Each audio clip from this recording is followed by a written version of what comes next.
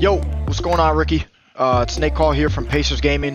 We're going to break down some film today that you sent in for being a member, which we really appreciate. It means a lot to us.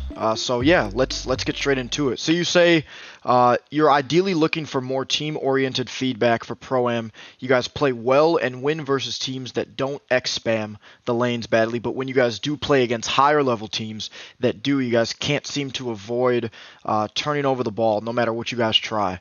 And you say that you believe that this game tape shows that, and you're not sure if it's a build issue, a scheme issue, etc. So, and then you also note real quick that you're a 3-and-D shooting guard that also has high 70s for handles and finishing. And you have 19 defensive badges, so you can usually guard power forwards with no problem, which is a really good thing. So I actually have some stuff written down here. We're going to jump around a little bit. I'm going to try to go over a few things. Number one, how we can how we can help your spacing, which then should lead to lowering the turnovers. Number two, talking about the tempo and the speed that you guys play at, which I think is important also to lowering turnovers. It's something that we actually try to preach here at Pacers Gaming, that we do with our team. And then number three, making sure that all of you guys are on the same page when it comes to builds, which then can lead to decreasing the turnovers. So first off, just by seeing what you guys have out here, you guys have a two-way slashing playmaker, an offensive threat, a glass cleaning lockdown, a two-way sharpshooter, and a slasher. I think the slasher is interesting. If it can shoot, great. If it can't, I think it could lead to some poor spacing issues, which can then lead to more turnovers. So we want to be careful with that. I'm going to put this in slow motion because I want to make sure that you see what I'm seeing and that hopefully it can give you guys a better sense, or you can go tell your teammates, hey, listen, guys, Nate told me this. I think it can help. He thinks it can help. So let's get better. First play. I know that was a lot. First play.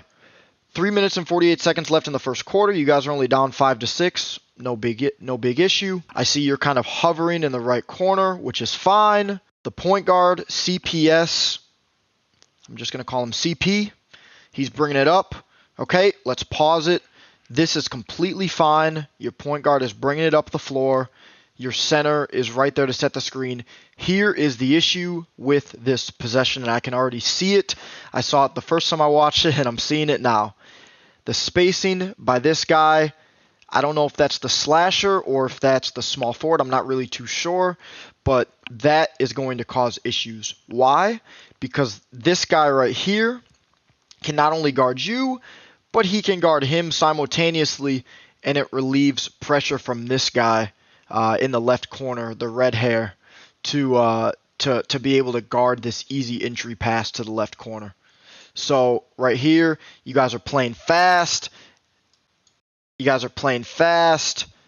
And he cuts in again. The center is allowed to take that, and it's an easy steal going the other way.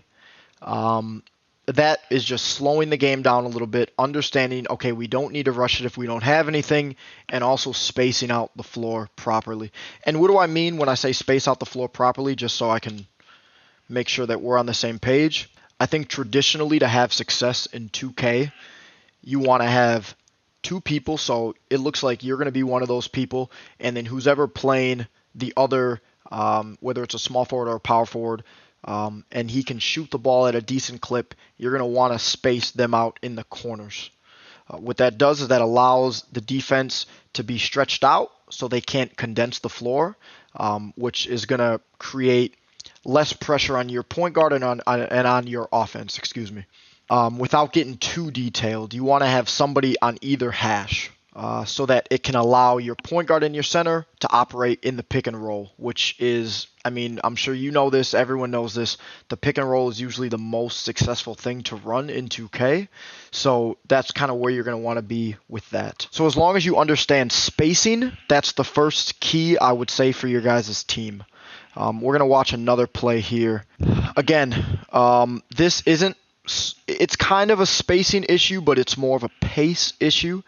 If you're going to want to communicate with your point guard or your teammates, whoever's bringing the ball up, slow it down. relax. And if you want to play at a fast pace, that's fine. That's okay, but you have to make sure that you're making the right decisions. In this case, I would have slowed it down. If your point guard can make this read, you see that the red hair is kind of faced up, so he's going to have a good chance to get that steal. So what you're going to want to do right here is you just want to get it up and just slow it down, relax, get into your set, get into your rhythm, get into your flow. You don't want to force things super early in the shot clock.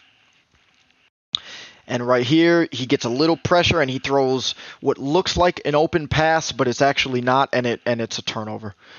Spacing, again, we talked about it. Try to space out the floor better. They're speeding you up. You actually do a good job right here of slowing it down. And here, look at this. Okay, so we like to talk about this in the 2K League and in basketball in general, right? It's called having both sides of the court not being filled. So what does that mean? If you were to draw an imaginary line down the middle of the floor, most of the time you want an equal amount of people on each side of the court. So if you look right now, if you count how many blue jerseys we have 1, 2, 3, 4, 5, all on the right side of the floor. That makes it super easy. When I tell you super easy for the defense to guard and to play this really easy, it's so easy, Ricky, man. I'm being serious. So you're going to want to make sure that this doesn't happen where you and your teammates are never all on the same side of the court at once. You want to make sure that your power forward is on one side, you're on another side, your shooting guard's on one side or movement, and that the center is hopefully setting screens with the point guard or sitting in the low block if that's something that they want to do depending on their play style. But you never want to have more than 3 people. I would say 3 people is the magic number on one side of the floor at once. Almost in every scenario. Fast break, half court offense, 3/4 offense, whatever you want to call it. So that's a tip for you right there. In this situation, I can't read his name. I think his name is Rampage. So Ricky, talk to Rampage. Sit him down. Say, hey, if you're driving and you see 3 people collapsing on the paint, that probably means it's not open.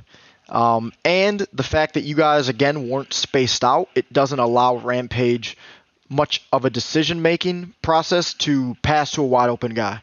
So in this situation, I would call a timeout. If you see your teammate going up on 3 people, call a timeout to prevent a turnover because there's really there's no pass he can make in this situation where it's not going to be a bad play. And if you actually notice something here real quick, if you count the blue shirts, right, 1, 2, 3, 4, and then you count the red shirts, 1, 2, 3, 4, 5, all the red shirts are closer to the ball than any of the blue shirts. So something bad is going to happen in this situation, and if you're down 23-10, you're going to just want to call a timeout, reset, get your mind clear, and see what you guys want to do on the next offensive possession. Okay, so slow it down, slow the game down. Again, rushing some passes, that's what spacing and tempo. I would say speed and tempo. So spacing and speed. So the 2 S's, right? Spacing and speed. That is what creates a lot of your guys' turnovers and a lot of your guys' issues offensively. So if you guys can focus, I want you guys to make a focus, right? Next time you guys play, a good team, a bad team, an average team, I don't care. Work on your tempo and your speed and work on your spacing. It's definitely a scheme thing from what I see, from what you guys have going on, but I think it's very fixable as long as you guys can just have that mentality of, okay, we got to slow it down. If the pass is there, make the pass, but if it's not there, be smart with the ball. You don't want to turn over the ball and give it to the opposite team for easy points, and you want to space the floor out properly. And we talked about what that means, right? So that means hopefully some guys in the corners, maybe the wing. Movement is good. Movement is great as long as you're on the same page. I think if you can start with those 2 things, my man, speed and tempo, and then spacing, I think you guys could get a lot better, and you're going to see results quick. That's the 2 things I would take away from this. And again, appreciate you, submitting this. This is always fun to do. This is actually my first one doing this, so super fun. And yeah, from everyone here at Pacers Gaming, I'm NateKahl. My man Ricky. See you next time, man.